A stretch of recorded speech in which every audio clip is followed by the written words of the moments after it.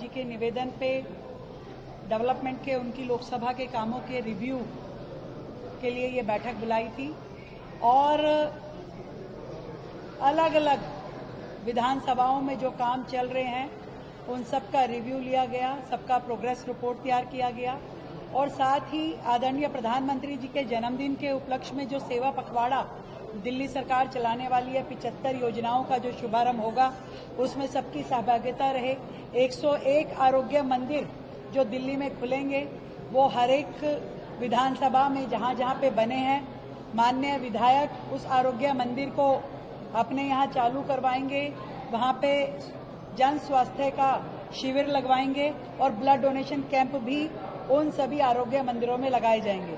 तो एक बड़ा ड्राइव दिल्ली में आदरणीय मोदी जी के जन्मदिवस के उपलक्ष्य में सेवा पखवाड़ा और विकास कार्यों की बहार दिल्ली में रहेगी। लगातार 24/7 दिल्ली सरकार काम कर रही है और सभी जनप्रतिनिधि, जिसे कहा जा रहा है कि ट्रिपल इंजन की सरकार, तो हमारे तीनों इंजन पूरे मुस्तैदी से दिल्ली में काम करने में लगे हैं। इस बात की मुझे खुशी। किस मंत्री को प्रभार दिया गया? पंकज सिंह जी, डॉक्टर पंकज सिंह। सर, आप ही बोलेंगे?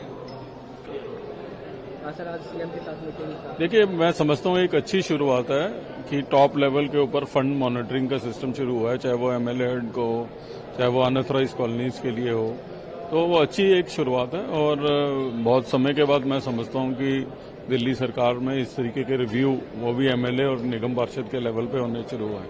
इससे निश्चित रूप से दिल्ली के विकास को जो है गति मिलेगी। सरकार के साथ लैंड फंड का उचित उपयोग, डेवलपमेंटल प्रोजेक्ट्स का सुचारू रूप से चलना कितना ही पुश देगा? दिल्ली में जब से रेखा जी की सरकार आई है विकास भी हो रहा है और कोऑर्डिनेटेड एफर्ट से विकास हो रहा है।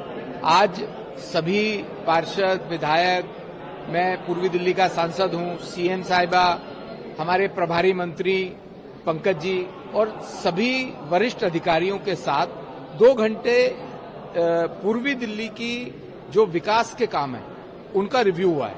और मैं मानता हूं कि ये पीरियोडिकल रिव्यू है, 1-2 महीने या 2.5 महीने के बाद इसको फिर रिव्यू करेंगे, जिससे कि समयबद्ध तरीके से बजट्स का एलोकेशन के साथ साथ इम्प्लीमेंटेशन भी हो जाए।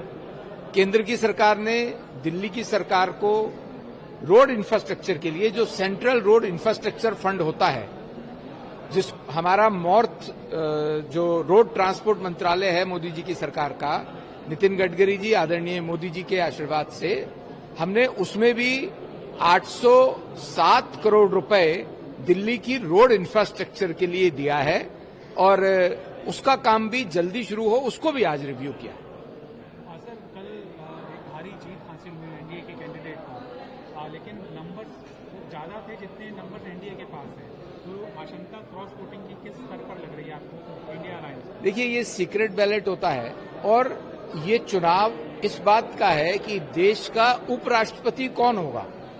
तो सीक्रेट बैलेट का अर्थ ही यही होता है कि कोई भी व्यक्ति पार्टी लाइनअप से ऊपर उठ के देश हित में व्यक्ति को देखते हुए वोट करता है। तो सबकी अंतरात्मा की आवाज है जिन्होंने वोट दिया है। इस पार्टी में टूट लगी है? अब ये तो आप लोगों को ज्यादा पता होगा। Thank you.